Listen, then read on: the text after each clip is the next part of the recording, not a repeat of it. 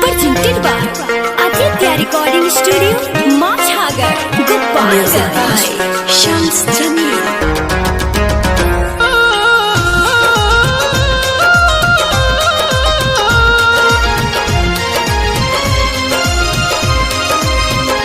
नहीं जात देखेला ना औकात देखेला ई मोहब्बत कैसन बा होला पागल लोग बटे कैसन रोग एको पल रहे होके ना जुदा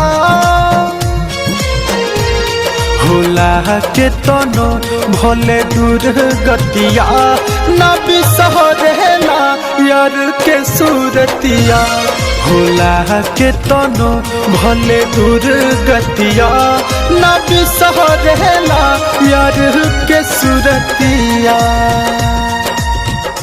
Music by Vaibhav Nissan.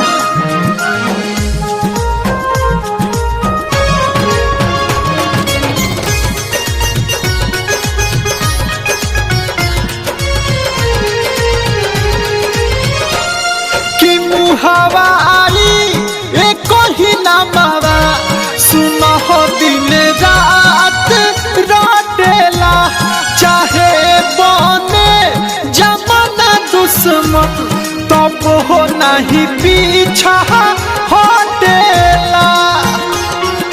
हाँ कि हवा आई एक ही नामावा सुनो हो दिन रात रोटेला चाहे बने जमाना दुश्मन तब हो नहीं पीछा हटेला कि किनलो से किनहलाना चाहे दे दके तनो हो दौलतिया भले होला सुना दूर गतिया ना बिसरेला यार के सूरतिया।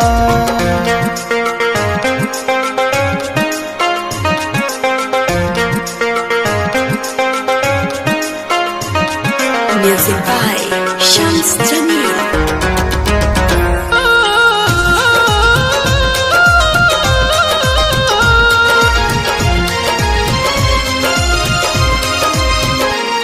हम बस जाला सुना के हूँ कि जब ही दिल के भी दरिया हो ना भूखिया पियसिया लागेला आवे है ना कुछ ना जरिया हो।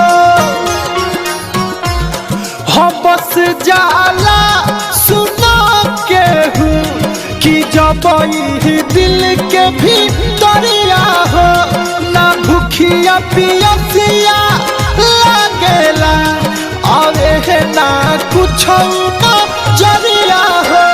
मनोज से सोना दीपक कहे कि केतना कही प्यार के बतिया होला के तनो भले दूर गतिया ना बिसरेला यार के सूरतिया।